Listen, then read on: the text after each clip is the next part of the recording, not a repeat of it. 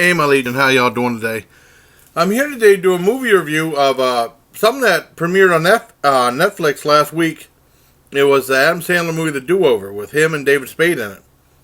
Now, what happened was, I originally was going to, that one girl, Zoe Hewitt, hosting, does, like, movie reviews and stuff like that, and she also does, like, red carpet stuff. And she was on the red carpet, of the Netflix premiere of Do-Over, and she interviewed a couple people. She interviewed like Adam Sandler and also Michael Chiklis, who's in a little bit.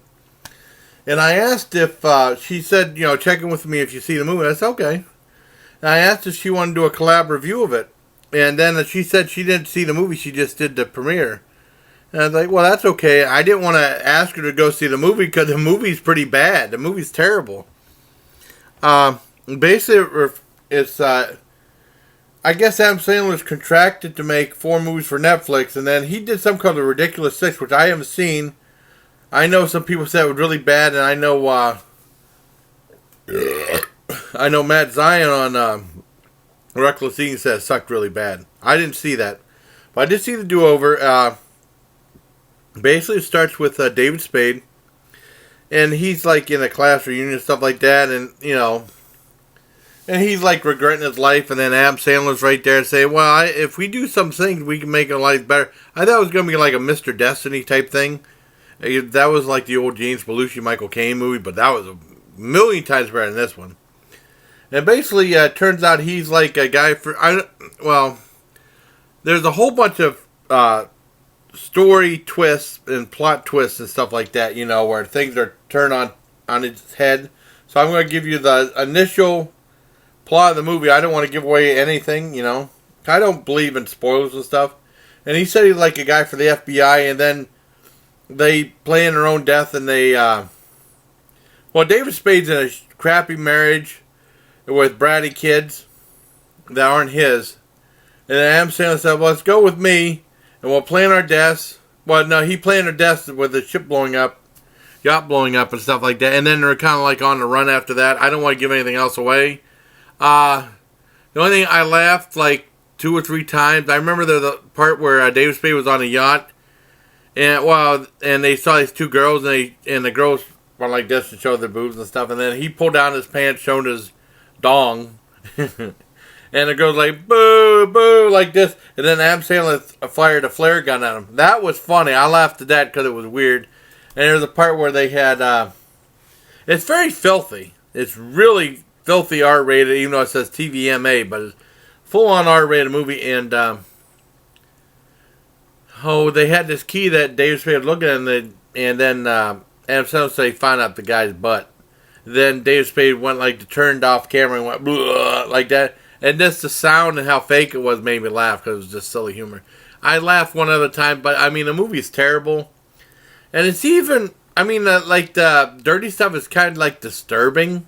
Like, even it kind of creeps you out in some way. Some of it kind of creeps you out.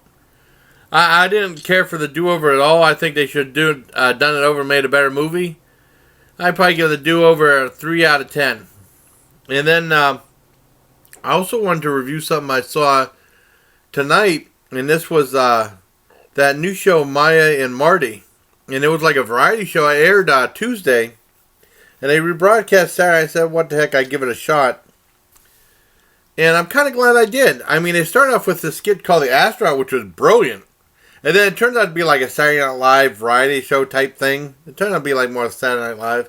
And they had like a little skit, like a little banter between themselves. And that didn't really go anywhere. Then they did like a take on Little Big Shots. And they had some humor in it. It wasn't too bad. I didn't mind that. And I liked how they were taking shots at Steve Harvey. I liked that.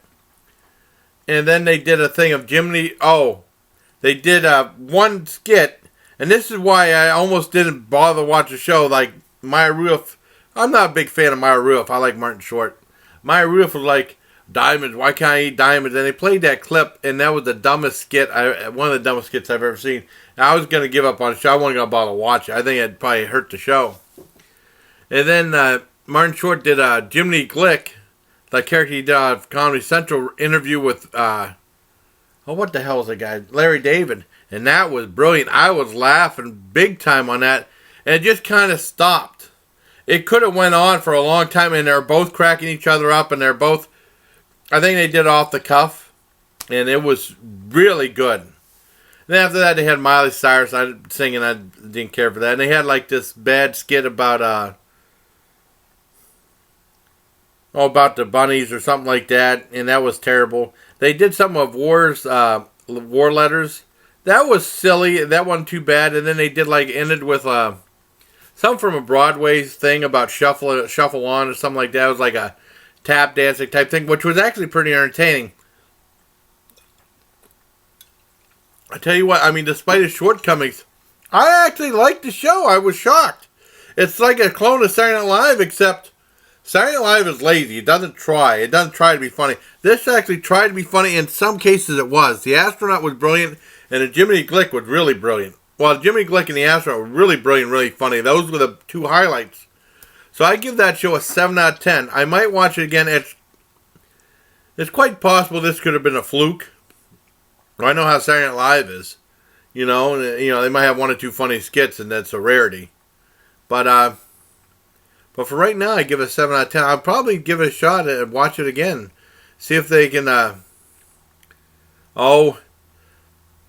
see if they can have two good shows in a row, But there's my reviews of the Do-Over Maya Marty. I hope you like this movie and TV show review. And I'm going to check out Jake the Snake Roberts movie. It's going to be on Netflix. I'm going to check that out and do a review of that on its own for all my wrestling fans. So stay tuned for that. And until next time, everybody, please take care, my legion. Having a sip.